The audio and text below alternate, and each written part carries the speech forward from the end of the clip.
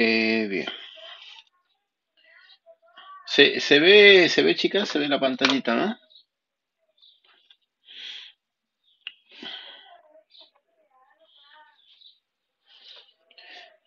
¿Se ve, chicas, esto?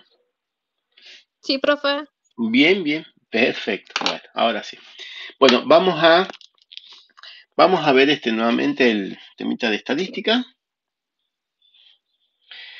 Este, porque como bueno, es un tema que lo tenemos que ver, lo tenemos que estudiar para el parcial. Bueno, ahí están entrando los chicos. Así que vamos a comenzar con este temita, ¿no? Seguramente ahora sí ya lo tenemos que estudiar. Quizá cuando se lo di en su momento no lo hemos visto, no lo hemos estudiado, pero bueno, ahora lo volvemos a ver y ya lo estudiamos para el parcial, ¿sí? Eh, bueno, tenemos lo siguiente, ¿no? La estadística química, justamente es la parte justamente que se ocupa, ¿no? Del análisis de los datos que se obtienen experimentalmente y de las tomas de decisiones sobre la información que se obtiene de esos datos. Eh, la estadística química se divide en dos. Tenemos la estadística descriptivas y las inferencias estadísticas. Bueno, y ahí tenemos, ¿no? La estadística descriptiva, justamente es la que estudia ese proceso que se tiene que seguir para calcular lo que son diversos parámetros o descriptores estadísticos, que es lo que caracteriza justamente a un conjunto de datos, ¿no? Un conjunto de datos, como por ejemplo lo que sería la media aritmética o promedio, lo que es la desviación estándar, varianza, bueno, todo eso lo vamos a ver, ¿no? Desviación estándar relativa, todo eso después ya vamos a definir para qué nos sirve. Pero bueno, ahí está, ¿no? La estadística descriptiva justamente hace, describe, ¿no es cierto? O interpreta estos descriptores que se obtienen justamente como la media aritmética. La media aritmética es el promedio, como la desviación estándar, y por supuesto, eso nos da información, ¿sí? Acerca de lo que es la exactitud de un método, lo que es la precisión. Y después tenemos lo que es la inferencia estadística. La inferencia estadística comprende métodos y procedimientos para hacer inferencias. Eh, Inferir es sacar una conclusión, ¿sí? Una conclusión acerca justamente de una población a partir justamente de pequeñas partes de la misma que es una muestra. Y de esa manera se toman decisiones, ¿no? Decisiones sobre la validez de los datos que se obtienen, y para eso se utilizan algunos test. Nosotros vamos a ver dos test, el test F y el test T. Acá solamente lo mencionamos, pero ese tema no entra, creo que no entra, bueno, ya me fijé ya en el temario, si están justamente, no, capaz que sí, ¿no? El test F y el test T, que forman parte, ¿sí? Pero bueno, entonces las inferencias estadísticas sirve justamente para determinar justamente, para hacer comparaciones. Se hacen comparaciones entre dos métodos analíticos, entre un promedio y un valor real aparente, y para eso se usan algunos tests, ¿sí?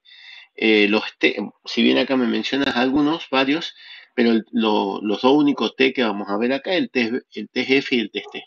Hay otros temas, pero no sé, no lo analizamos.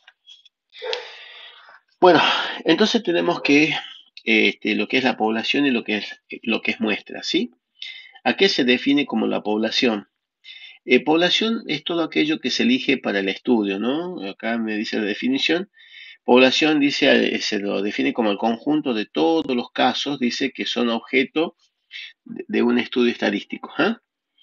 La población puede ser finita o infinita, o sea, nosotros podemos elegir para estudiar una reacción química, podemos elegir para estudiar un recipiente que contenga algo, podemos elegir para estudiar justamente, hoy en día la estadística se utiliza en todos los ámbitos, ¿no? En la parte de la psicología también se está estudiando eh, todos los análisis, ¿no es cierto? Perfiles psicológicos, o sea, todo aquello que sea, que se lo pueda justamente poder estudiar en forma conjunta, ¿sí? Para obtener resultados, eso serían justamente eh, lo que comprende una población. ¿Ah? Lo que yo elijo para el estudio, eso sería una población. Por ejemplo, la población, como dice acá, puede ser finita o infinita. Una población finita es la que tiene límites. Bueno, y acá me da ejemplo, ¿no? Supongamos, dice, que tengamos, por ejemplo, ¿no? 100 bolsas, dice, de un producto químico de 50 kilogramos. O sea, sabemos que mi población son esas 100 bolsas y cada bolsa tiene 50 kilogramos de ese producto. ¿Eh? O sea que tiene límites, ¿no? Yo sé que son esas 100 bolsas con cada una con 50 kilogramos. O sea, tiene límites, ¿sí?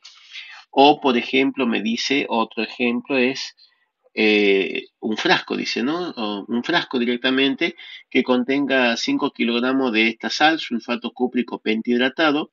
O sea, es solamente un frasco que contiene esa cantidad de sal. Bueno, eso es una población finita, porque es lo que yo elijo para el estudio.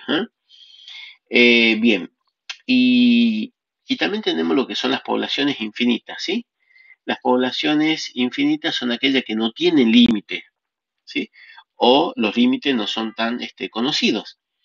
Este, Eso sería una población infinita, ¿no? Aquella que no tiene límite o que nosotros no conocemos cuáles son esos límites, ¿no? Este caso, dice, corresponde a una población constituida, dice, por un número de elementos muy grande. Y acá da un ejemplo, ¿no? Un ejemplo, por ejemplo, dice, se desea conocer el contenido de glucosa en sangre de todos los niños del mundo de 6 años. Fíjese, o sea, eso no lo podemos conocer, ¿sí?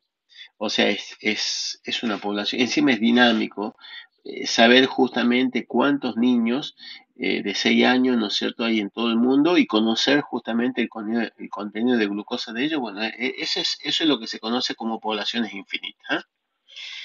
Bien, los datos obtenidos, dice, referido a poblaciones, se denominan descriptores poblacionales o parámetros.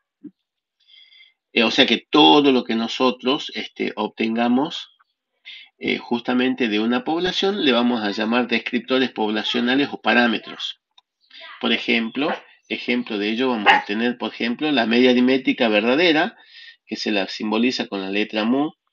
La desviación estándar poblacional es el sigma, la varianza poblacional sigma al cuadrado, entre otras. ¿Ah? Entonces tenemos nosotros justamente estos descriptores poblacionales. Y lo tenemos que tener en cuenta, ¿no? Porque seguramente preguntas de estos seguro no hacen, pueden ser verdadero o falso, indicar justamente la opción correcta o la incorrecta. Bien, pero acá me habla de muestra. ¿Y qué es una muestra? ¿O a qué se define como muestra? Y es un subconjunto. ¿Ah? Nosotros elegimos una población para estudiar, pero de esa población solamente sacamos una pequeña porción de esa población y a eso se le conoce como muestra, ¿no? Es un subconjunto que extraemos de la población y por supuesto esa muestra tiene que ser lo más representativa posible a lo que corresponde a la población, ¿sí? Por lo tanto, todos los datos que nosotros saquemos de esa muestra se llaman descriptores muestrales. ¿Ah? Claro, los datos obtenidos se denominan descriptores muestrales o estimadores, ¿no? Y ahí está el ejemplo.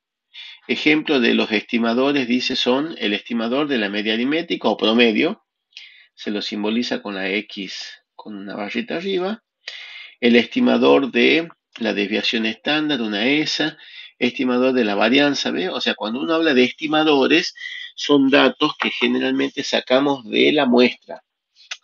Y normalmente se trabaja con, con muestras y no tanto con toda la población. Por eso lo más común es trabajar con la muestra. Por eso también lo más importante en un análisis es la toma de muestra, ¿no? Es algo crítico, porque esa muestra, ¿no es cierto?, que se toma para hacer el estudio, tiene que ser lo más representativa a esa población para que justamente nosotros podamos sacar conclusiones acerca de la población.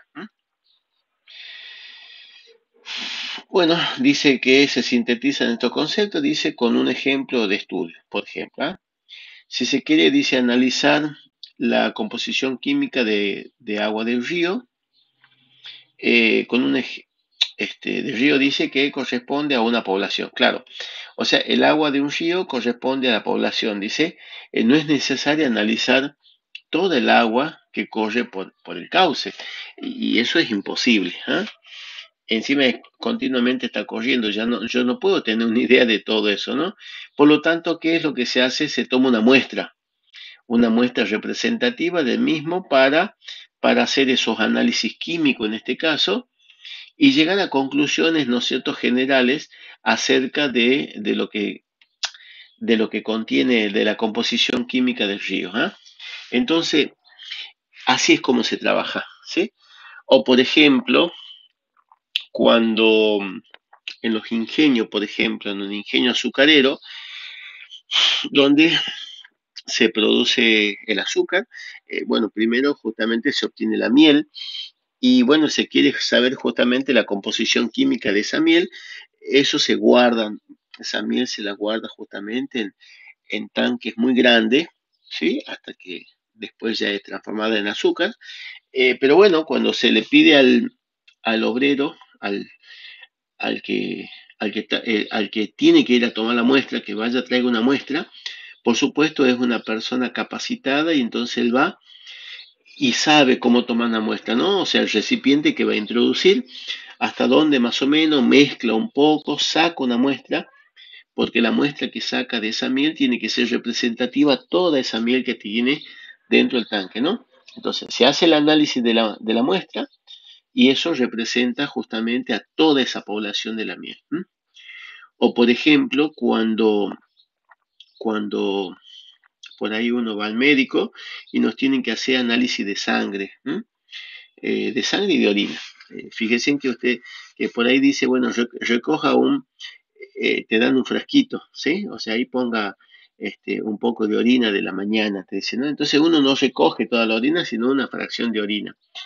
Y en cuanto a la sangre, va al laboratorio, ¿no es cierto? Lleva la orina y ahí nos sacan la sangre, ya sea el bioquímico o el técnico en laboratorio, saca una porción de la sangre, ¿no? Qué sé yo, unos cuantos mililitros, 5 mililitros, 10 mililitros, lo que necesite justamente para hacer los análisis correspondientes, ¿sí? O sea que nos saca una muestra, porque nuestro organismo tiene aproximadamente 4 litros de sangre y solamente 5 a 10 mililitros sacan para hacer eso, Y bueno, una vez que se hace el análisis, se tiene una idea general del estado de ese organismo. Vamos hasta ahí más o menos, chicas, chicos. ¿Estamos con esto?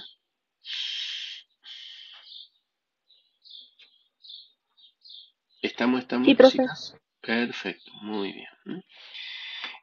Bien, bien. Bueno, y ahora tenemos lo que son las variables. Variable dice, una variable, ¿no? Es lo que está siendo observado o medido, ¿no? O sea, a eso le llamamos variable. Si la variable dice toma solamente un valor, se llama constante. Cuando la variable dice puede ser medible o contable, se clasifican en continuas y discontinuas o discretas. O sea que a las variables se las pueden medir o se las pueden contar, ¿sí? Entonces, se clasifican en dos. Las que se pueden medir se llaman variables continuas y las que se la pueden contar se llaman variables discontinuas o discretas. Entonces acá vamos a las variables continuas, ¿no? Son aquellas, dice, que pueden tomar cualquier valor entre dos valores tomados como referencia o como datos, ¿ah? En general, dice, las variables medidas originan datos, dice, continuos, que se representan, dice, en un histograma polígono de frecuencia. Bueno, esas son las gráficas en las cuales puedo representar este tipo de variables, ¿ah? Etcétera. Ejemplos de variables continuas son, por ejemplo, la altura, el peso, claro, la altura, ¿no es cierto? Y mide 1,80 metros, mide 1,85, mide 1,65, ¿ve? O sea, tiene valores decimales, o sea, se mide, hay un aparato que mide, ¿no es cierto? O sea, con una regla o con algo que mida longitud, y de esa manera se mide la altura. No lo mismo pasa con el peso de las personas, ¿ah?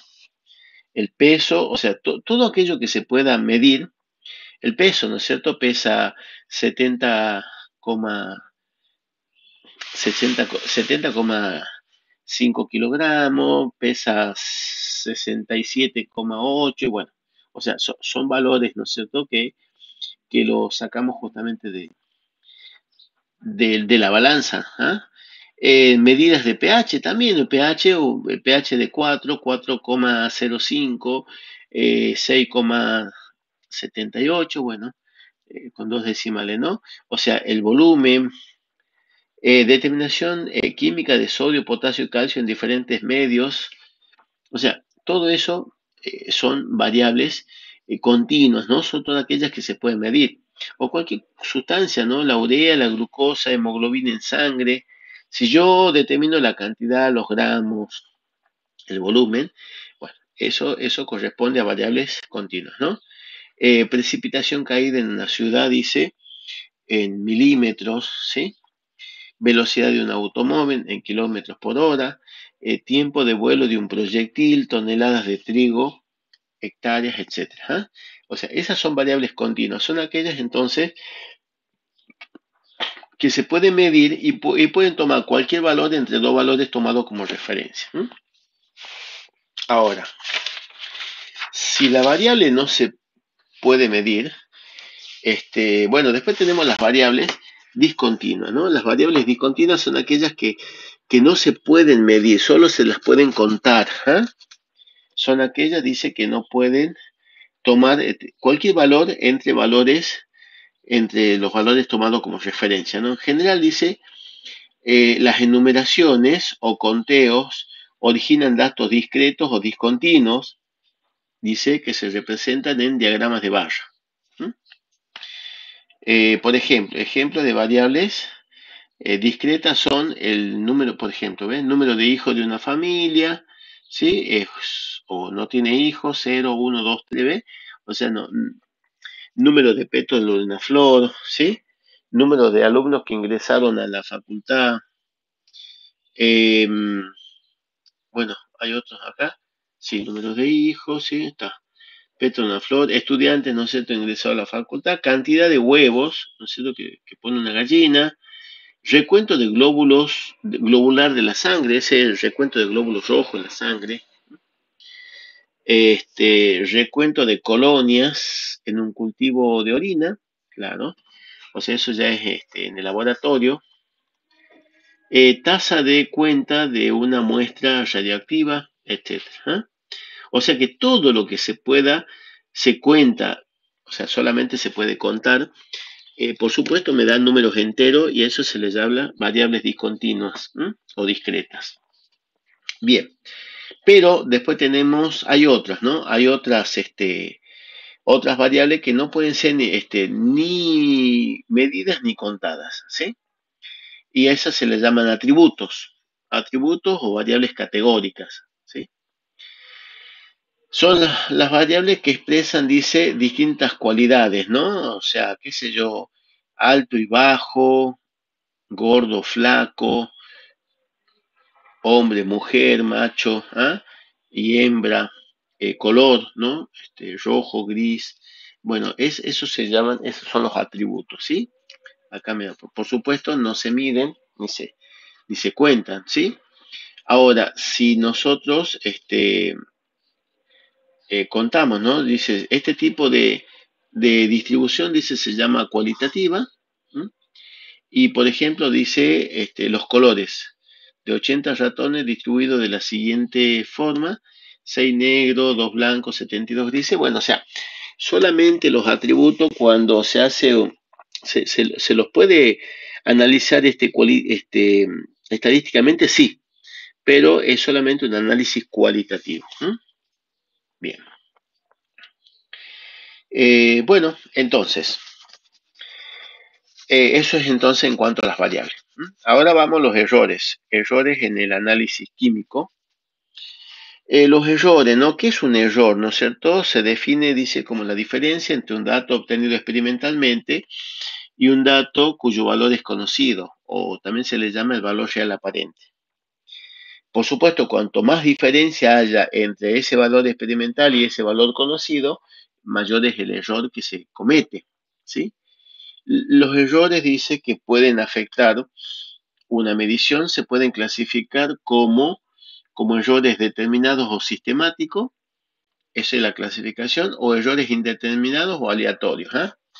Los errores determinados o sistemáticos son los que me van a imprimir una mayor cantidad de error. Ya lo vamos a analizar ahí. Y ese afecta a la exactitud. Ahora, aquellos errores que generan pequeñas variaciones, ¿sí? Bueno, como son los errores indeterminados o aleatorios que se le llaman, eso me afecta en la precisión. ¿M? Entonces después ya vamos a ver justamente esos parámetros. ¿Cuáles son estos errores? Errores determinados sistemáticos que se le llaman. Bueno, justamente, ¿no? Son aquellos errores en los cuales se pueden conocer las causas que lo producen y por lo tanto se puede disminuir, o sea, ¿sabe? O sea, son los errores más gruesos, ¿no? Por eso uno puede analizar y puede encontrar el error y justamente se los puede evitar. ¿M? Los errores sistemáticos pueden ser por exceso, o sea, valores positivos, o por defecto, valores negativos. Pero siempre dice, siempre en el mismo sentido. Claro, si yo estoy cometiendo un error, ¿no es cierto? Y el valor que me está dando siempre es mayor que lo que un valor conocido, ese es por exceso, pero siempre me va a dar mayor. ¿Ah? No es que primero me da mayor, después me da menor, no, no, no.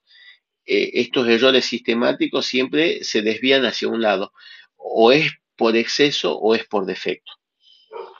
En cambio, ya vamos a ver, ese va a ser una diferencia con los errores aleatorios, que son pequeñas variaciones y puede ir por arriba o por debajo, ¿eh? Puede ser por exceso o por defecto, pero son pequeñas variaciones. Bien.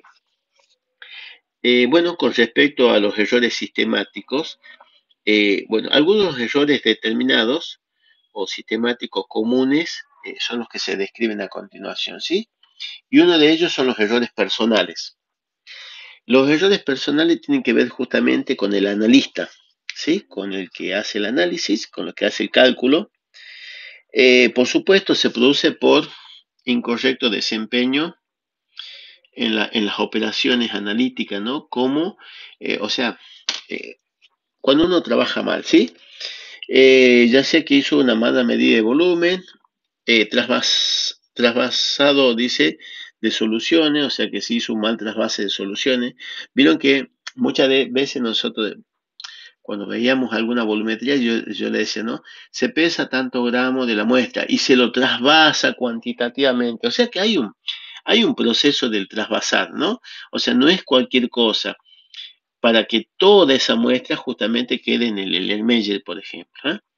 Si uno no tiene en cuenta justamente la forma de hacer el trasvase, seguramente va a haber una pérdida y eso me trae un error personal, ¿sí? Eh, la contaminación también, ¿no? La contaminación de la muestra o cálculos matemáticos incorrectos, ¿no? Todo eso son los errores personales. También dice, se incluyen en este tipo de errores, dice el prejuicio. El prejuicio a, al estimar, dice, mediciones que se produce, dice, por la tendencia natural del analista a escoger valores que le son más favorables. Claro, el prejuicio o juicio previo es aquel que generalmente tiene el analista. O sea, muchas veces cuando hace un análisis, hace una vez, bueno, anota un valor, hace otra vez, anota el valor y son aproximadamente muy parecidos, entonces él ya presupone que siempre da los mismos valores. Y después ya no hace los análisis, simplemente pone esos valores y eso se llama el prejuicio. Hace un juicio previo donde dice, bueno, siempre los valores van a rondar en estos números y entonces elige mal justamente esos, eso es error, ¿no? Porque después se hace un análisis verdadero de eso y el valor me da totalmente diferente, bueno, eso es justamente porque el analista tiene ese prejuicio. Estos errores dice que se minimizan cuando el analista es experimentado. Claro, y eso son las herramientas que les quieren dar a ustedes en estas materias, como la química analítica 1, química analítica 2, que aprendan a trabajar, o sea, que tengan una forma de trabajo. Por eso hay un protocolo de trabajo, por eso hay una forma de lavar los materiales, tantas veces con agua, por eso dice, se trabaja con guantes, se trabaja con gafas, ¿sí? Todo eso es y de una determinada manera. Entonces, si el analista se acostumbra, ¿no es cierto?, a trabajar bien, o sea, a cumplir el protocolo, seguramente va a cometer menos errores en los análisis. Eh, y ese es el punto. Bueno, y después tenemos también dentro de los errores determinados o sistemáticos, errores instrumentales. Bueno, eso ya depende justamente de los instrumentos que utilizamos, ¿no? Dice, son los que pueden, dice, atribuírsele a imperfecciones o mal funcionamiento de las herramientas de trabajo del analista. Por ejemplo, usar el equipo de vidrio como matrace o pipeta forada sin calibrar, por ejemplo, balanzas no calibradas, equipos defectuosos como pHímetro, fotómetro, o sea, están defectuosos, sin embargo, no nos damos cuenta o no lo queremos arreglar, ¿sí? Y por supuesto nos da valores erróneos. Esos errores se corrigen fácilmente, dice acá, claro, calibrando el aparato o cambiando, ¿no? Si está defectuoso, arreglándolo o cambiándolo. Y después están los errores debido al método, que son los inherentes, dice, al método analítico aplicado, o sea, son errores que son propios de cada método. O sea, yo ya elijo un método y ese método tiene implícito un error. Y son, por supuesto, los más graves porque es difícil de cambiarlo. Bueno, por ejemplo, dice en una volumetría, dice la corrección puede ser sencilla, bueno, haciendo la determinación de un blanco. Es decir, el análisis de los reactivos solamente se analiza sin la muestra. O sea, un blanco de reacción es, en ese tubito tengo todo lo que va, pero sin la sustancia que quiero analizar.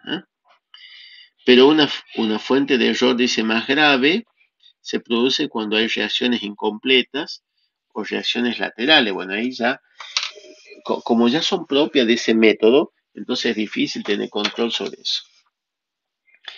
Bien, entonces, los errores sistemáticos, errores determinados sistemáticos, son los errores más grandes que puede tener el analista y eso van a afectar la exactitud. No lo dice acá, pero ya ténganlo en cuenta eso, chicos. Estos errores determinados sistemáticos me afectan la exactitud. Después ya vienen los errores indeterminados o aleatorios. Los errores indeterminados o aleatorios son pequeñas variaciones, son aquellos que no se conoce con certeza, dice, las causas que lo provocan. Uno puede suponer, por lo tanto, dice, no se puede predecir o evitar.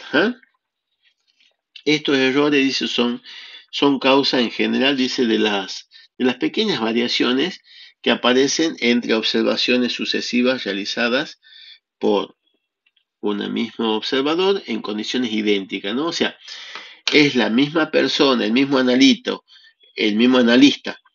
que está midiendo algo en una balanza analítica y es la misma muestra y sin embargo toma valores diferentes. ¿Ah? ¿Y eso por qué justamente? Y bueno, porque existen estos errores aleatorios. ¿Ah? Por ahí el valor es un poquito. Por eso dice que los valores pueden ser más o menos, ¿sí? O sea, a veces es por encima de un valor tomado como referencia, a veces por abajo, pero son pequeñas variaciones. Un ejemplo típico de errores aleatorios es el que se comete cuando uno hace pesadas sucesivas, ¿no? del mismo objeto en una balanza analítica. Es lo mismo, ¿ve? O sea, yo pongo lo mismo en la balanza, anoto un valor, saco, vuelvo a poner lo mismo y ahora ya anoto otro valor, ¿no? Y me dan acá unos ejemplos, ¿eh? 20,2542, 20,2544, 20,2538, 20,2540. ¿Ve? O sea, solamente en los dos últimos decimales hay una pequeña variación, ¿sí? Bueno, y es pequeño, por eso son errores aleatorios. ¿Por qué puede ocurrir los errores aleatorios? Por ejemplo, en el caso de la pesada puede ser porque puede haber corrientes de aire, por ejemplo, ¿ah? Puede haber distinto cambio en la densidad, ¿no es cierto? Ahí, justo donde está la balanza para medir, puede tener estática la balanza, o sea, son cosas que se suponen, pero que no se conocen a ciencia cierta, ¿no? Por eso no se los puede eliminar. Ahora, si no hubiese dado este otro valor, ¿eh? O sea, si yo hago una medición y me da acá, ¿ves? Vieron que decía 20,2542. Y si yo hago 20,4800, ¿ves? O sea que ya la variable es en los decimales, en los dos primeros decimales. Eso significa que ya es grande el error. ¿Ah? Por lo tanto, esto presupone un error sistemático. ¿Mm? Entonces uno ahí ya puede ir teniendo en cuenta. Los errores indeterminados o aleatorios, ¿qué me afectan entonces? Me afectan la precisión, chicos. ¿Eh? Eso me afecta en lo que es la precisión. Bueno, y acá me habla, ¿no? Entonces dice los errores aleatorios son los que afectan a la dispersión de los valores. Cuando hablamos de dispersión de los valores y se relaciona con lo que es la precisión de ese conjunto de datos. ¿Eh? Mientras que los errores sistemáticos son los que me afectan lo que se conoce como el sesgo, o sea, la diferencia, ¿no? Por exceso, por defecto, respecto al valor de referencia, hacer el valor considerado verdadero, o sea, el sesgo es ese error absoluto, y básicamente me está afectando la exactitud. ¿Eh? Eso es lo que me afecta entonces los errores sistemáticos. Bien, hemos mencionado recién lo que era la precisión, hemos mencionado el tema de la precisión, ¿sí? ¿Qué es la precisión, no? Sería el grado de concordancia entre varios resultados obtenidos al aplicar el mismo método repetidas veces. ¿Eh? O sea, nosotros aplicamos el mismo método repetidas veces en las mismas condiciones y por supuesto, si yo obtengo los mismos valores es porque ese método es preciso. O sea que se repite, ¿no? Hay una repetibilidad, ¿no es cierto?, de esos valores o los resultados. Y acá tenemos un ejemplo eh, de justamente de lo que es, comprende la precisión, comprende la exactitud. ¿Eh? Por ejemplo, esto es un blanco, ¿eh? Supongamos que sea un tiro al blanco, este es un blanco, y acá vemos que la persona, ¿no es cierto?, que tiró en este blanco, es una persona que dio en el blanco, ¿sí? Todos los tiros dieron en el blanco, o sea que es exacto el valor y es preciso. ¿Eh? ¿Por qué preciso? Porque todos los datos dan en el blanco. O sea, exacto justamente porque dan en el blanco. Y preciso porque todos lo que se tiró dio en el blanco. Después tenemos este otro esquemita, ¿sí? No es exacto porque ve que no da en el blanco, ¿sí? Está desviado del blanco, ¿eh? No es exacto, pero sin embargo todos los valores que se obtienen acá o lo que se haya tirado, dan siempre la misma zona. Entonces sí es preciso, pero no es exacto. ¿Mm? O sea, eso significa que precisión no es sinónimo de exactitud. Y bueno, y otra situación es justamente que los resultados están dispersos. En este caso no es ni exacto ni preciso. Bueno, y ahí tenemos justamente esto. Em,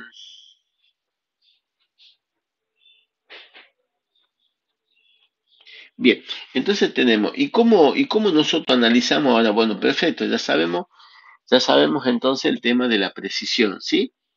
Quien me afectaba la precisión eran los errores indeterminados o aleatorios.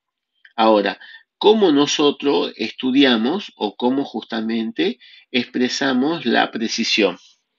Numéricamente, o sea, estadísticamente, ¿no? Y acá me muestran los parámetros, ¿ves?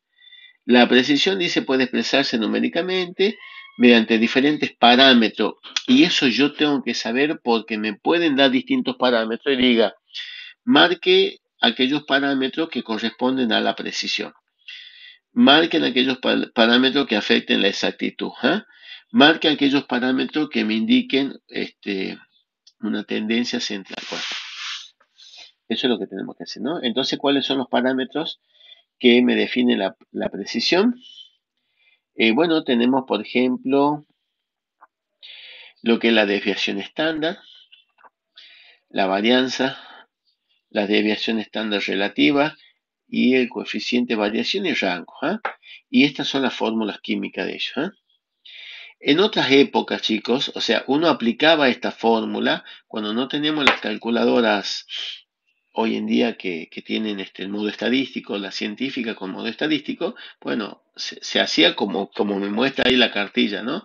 Se van reemplazando los datos y se hacían todos los cálculos. Pero hoy en día uno carga esos datos, ¿no es cierto? O sea, pone la calculadora en modo estadístico, cargamos los datos y ya nos da, ¿no es cierto? Lo que necesitemos saber, que es, generalmente sacamos la media aritmética y la desviación estándar, ¿no? Pero bueno, tenemos que conocer la fórmula. Por ejemplo, la desviación estándar poblacional, básicamente sería, ¿no? Es cuando el número de ensayos o el número de datos es mayor que 30. Entonces, la media aritmética poblacional va a ser la raíz de la sumatoria de los datos, la diferencia entre los datos individuales y el valor tomado como verdadero, eso al cuadrado, sobre el número total de datos. El estimador de las desviaciones estándar es cuando la cantidad de ensayos es menor que 30 y bueno, y ya se utiliza la desviación estándar muestral, ¿sí? Que es prácticamente lo mismo, la raíz de la sumatoria de los datos individuales medio el promedio, eso elevado al cuadrado, sobre n-1. Generalmente cuando decimos n-1 se le llama los grados de libertad.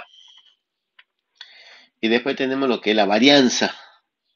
La varianza sería la desviación estándar elevado al cuadrado, ¿eh? Por eso desaparece la raíz. Después tenemos la desviación estándar relativa, que es el cociente entre la desviación estándar y el promedio, la media aritmética.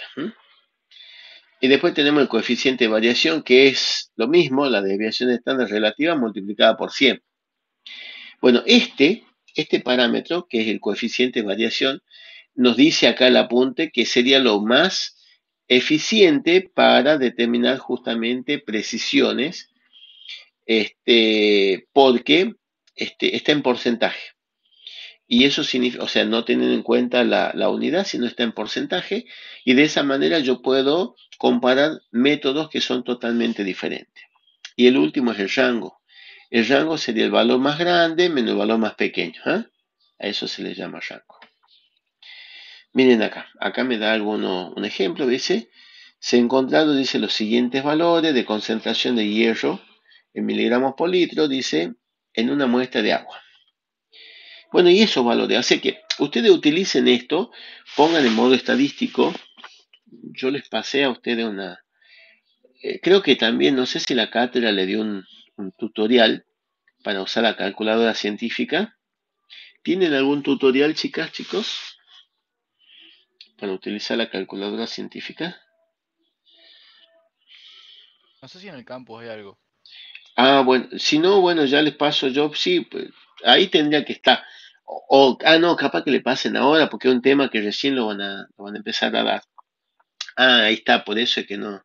Bueno, pero sí le van a dar, ¿entienden? De todas maneras, yo tengo las hojitas, así que después le vuelvo a reenviar, ¿no? Porque por ahí ahora tenemos algunos chicos nuevos, para que veamos, ¿no es cierto?, cómo y practiquemos. Porque es eso, cómo poner en la calculadora en modo estadístico, ¿ah? Y de ahí justamente uno carga los datos y de esa manera sacamos, de los modos estadísticos se sacan dos cosas, la media aritmética y la desviación estándar, o sea, sin aplicar la fórmula, ¿vieron? Ya sacamos eso. Acá me dan, ¿ves? Son tres datos, 1, 2, 3, 4, 5, ¿eh? 0,37, 0,47, 0,40, 0,40, 0,43, dice, calcular, dice, las diferentes parámetros definidos, dice, para la precisión. El número de datos son 5, bueno, y el promedio, ¿eh? El promedio me da 0,43. Otra cosita, ¿ves? Si los datos son con dos decimales, el promedio tiene que ser con dos decimales, ¿no? Y bueno, y la desviación estándar es aplicando la formulita. Pero no vamos a aplicar la fórmula, sino vamos a utilizar el modo estadístico. Ya la próxima clase que tengamos, les vuelvo a mostrar con la calculadora cómo sería. ¿Eh? ¿Ves? Esto es lo que se hacía antes, ¿ves? Se reemplazaba todo, se hacían los cálculos y ahí se obtenía, ¿ves? Bueno, eso hoy en día lo hace la calculadora y por supuesto tiene que ser con dos decimales porque los datos eran con dos decimales. O sea que en este caso la desviación estándar es 0,05. Bien, ¿cómo sería la varianza? Y es la desviación estándar al cuadrado, o sea que este numerito lo elevo al cuadrado y ya me da la varianza. También con dos cifras significativas. Y después la desviación estándar relativa, el cociente entre la desviación estándar y la media aritmética, ¿sí? Con dos decimales. Acá no está bien aproximado, ¿ves? 0,116 sería 0,12, ¿sí? Porque si yo quiero con dos decimales, si este es mayor que 5, el que yo quiero aproximar aumenta en 1, ¿eh? Si era menor que 5, quedaba como estaba. O sea, si hubiese sido menor que 5, quedaba como está. Y si es 5, si este era 5, ahí me fijo, si el que yo quiero determinar es impar, aumenta en 1, y si es par, queda como está. Bueno, en este caso, tenía que haber aumentado en 1 porque era mayor que 5, 6. 0,12 acá. Y el coeficiente de variación. El coeficiente de variación es el valor que sacamos acá multiplicado por 100. Y eso me da en porcentaje, ¿no? Y como me dice el apunte, el coeficiente de variación es lo que mejor justamente me indica la precisión, ¿no? Porque yo puedo comparar entre distintos métodos. Por último, tenemos el rango, que es simplemente la diferencia entre valor más grande menos valor más pequeño, ¿no? Y ese me da un valor. Bueno, acá está lo que le decía, mediante estos parámetros se obtiene, dice, un valor numérico absoluto respecto, dice, a la dispersión de los datos. Sin embargo, el coeficiente de variación es una medida porcentual útil para realizar una comparación de precisiones de dos determinaciones, dice, diferentes, realizadas por métodos distintos. ¿Eh? ¿Y qué es lo que acá me muestra como ejemplo? Y hasta acá vamos a ver. ¿Eh? Dice, comparar la precisión de dos métodos mediante el cálculo del coeficiente de variación. Determinación de calcio, bueno, se obtiene, bueno, ya los valores, ¿no? La desviación estándar 0,5 miligramos por decilitro, el promedio 10,0 miligramos por decilitro. Entonces aplicamos el coeficiente de variación, que sería justamente la desviación estándar sobre el promedio multiplicado por 100. Me da un 5%. Ahora, otro método, ¿no? Determinación de la glucosa, me da una desviación estándar, me da el promedio, aplicamos la fórmula y me da 3,3%. ¿Ve? Son métodos distintos, ¿ve? Uno determina calcio, otro determina glucosa, pero podemos analizar las precisiones y vemos que el que tiene menor porcentaje es un método más preciso. ¿Eh? O sea que la determinación de la glucosa es un método más preciso que la de calcio. Estamos, chicos, ¿no? Bueno, y hasta ahí vamos a ver.